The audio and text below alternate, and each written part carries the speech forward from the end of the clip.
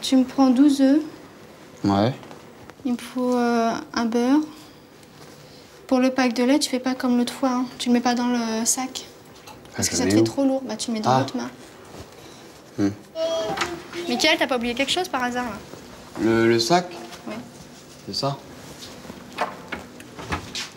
Merci. Et tu oublies pas, tu mets pas le pack d'eau dedans, le pack de lait. Ouais. Ça va te faire trop lourd.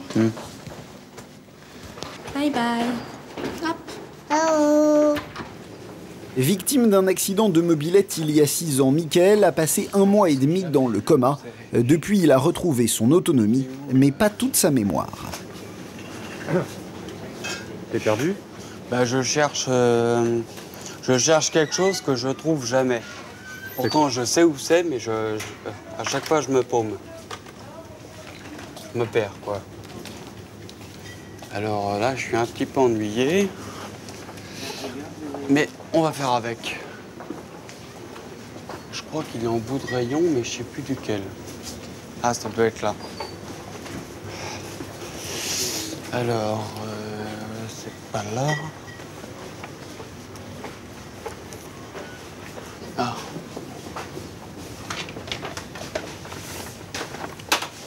Je suis passé devant et je l'ai même pas vu. 4 jambons. Un beurre. Un paquet de lait Lactel. Voilà.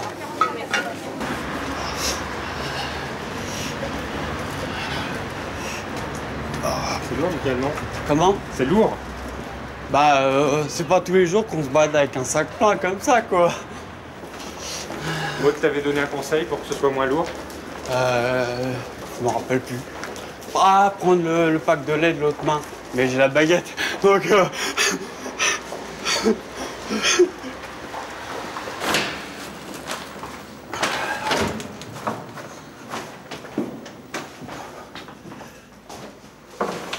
J'ai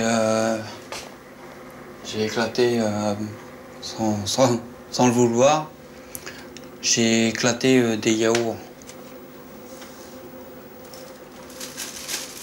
Mais oui, je t'avais dit de pas mettre le pack de lait exprès. Non, mais je l'ai mis non, mais je l'avais à côté, le pack de lait, il me semble.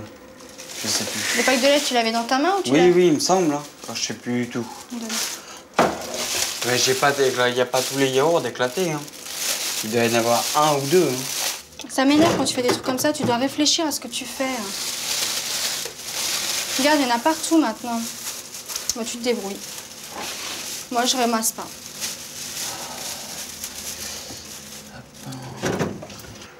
Je les jette, les 2 qui sont éclatés?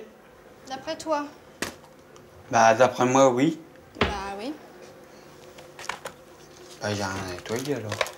Il faut qu'il puisse se débrouiller sans moi. Il faut qu'il devienne autonome. Bon, il est autonome maintenant. Hein. Il sait se débrouiller, mais avant, il savait pas du tout se débrouiller. Donc, et c'est en faisant ça que maintenant, il y arrive, quoi. Loin de critiquer Maud, les parents de Mickaël approuvent sa méthode. Eux aussi ont toujours refusé de considérer leur fils comme définitivement handicapé. Quand il rentrait ici le week-end, il rentrait ici en fauteuil. Je le prenais du fauteuil, on lui faisait faire des tours de table. Je le prenais, je le tenais, il faisait des tours. Et il gueulait, hein, il n'était pas content, ça lui plaisait pas. Mais bon, ça, vous savez, il faut... Et au bout d'un moment, ben... Les tours de table, c'était pratiquement lui qui me les aurait réclamés. J'avais l'impression, oui, qu'il m'en demandait trop, parce que bon, je pensais pas être capable, je pensais pas à l'instant voulu d'être capable d'en être arrivé où j'en suis. Mais maintenant, une fois que c'est passé, je gomme tout ce que j'ai pensé. Malgré ses progrès, Mickaël n'est pas encore en état de travailler. Tous les jours de la semaine, il se rend dans un centre où il réapprend à se concentrer sur des activités manuelles ou artistiques. C'est un petit peu comme si vous étiez à l'école ici, non? Ah non, c'est un petit peu différent. Un petit peu différent quand même. Là, je fais ça, mais sinon, j'ai fait des trucs comme ça. Moi, à ma sortie de coma, j'avais les mains comme ça. Je pouvais plus me servir du tout de mes mains. Même pour fumer, je pouvais pas. Pourtant, je suis fumeur. Au centre, Michael rencontre aussi une psychologue qui l'aide à se resituer dans la société. C'est moi. Bonjour, Yolande.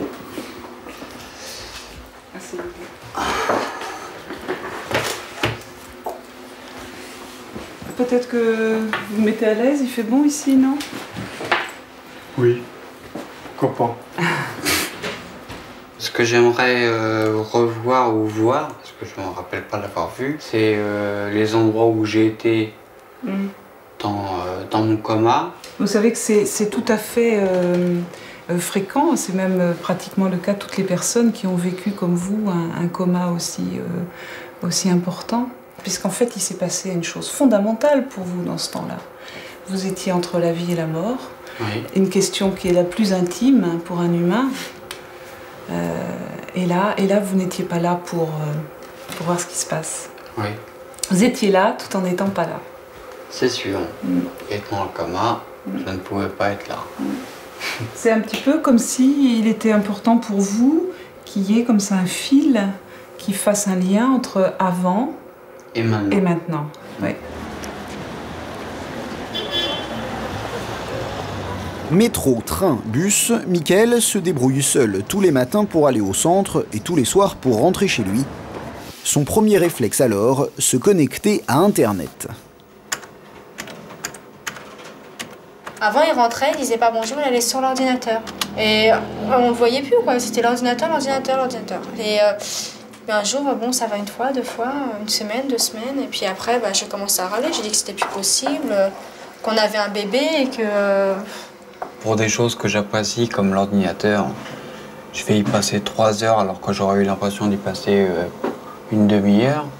Et pour des choses que j'apprécie absolument pas, je vais y passer 5 minutes et pour moi, j'ai l'impression d'y passer des heures.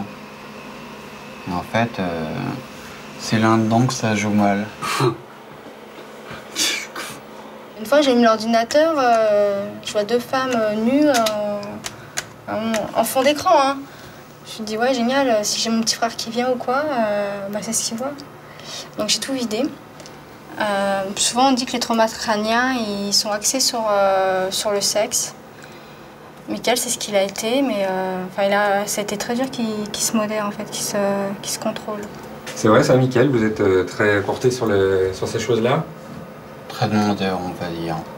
On peut faire l'amour, je sais pas, pendant 1 semaine tous les jours. C'est pas vrai, il va me dire ça fait 2 semaines, 1 mois qu'on n'a pas fait l'amour. Donc il en veut toujours plus? Ouais. Moins maintenant. Hein. Ça c'était il y a quelques temps. Maintenant, non, ça va.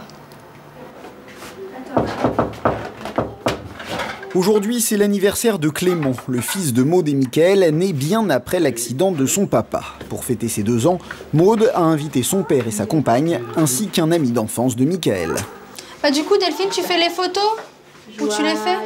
Anniversaire, joyeux anniversaire, oui. Joyeux anniversaire, Clément. Joyeux anniversaire. Tu souffles? Ouais. Allez, souffle. Attends, allez, Allez, 1, 2, 3. Ouais. Aïe, mon cœur. Vous êtes fier, Michael, d'avoir un enfant? Ah quand même. Un peu, hein. Ça a été une décision difficile à prendre d'avoir cet enfant? Difficile plus pour Maud que pour moi, je pense. Pendant 1 an, on s'est posé la question, parce que c'est pas évident.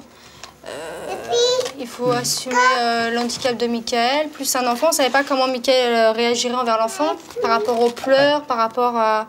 pour descendre les escaliers, pour plein de choses. Bon, je voulais pas. Et puis après, bon, c'est son choix, elle a bien réfléchi. Puis bon, ça se passe bien.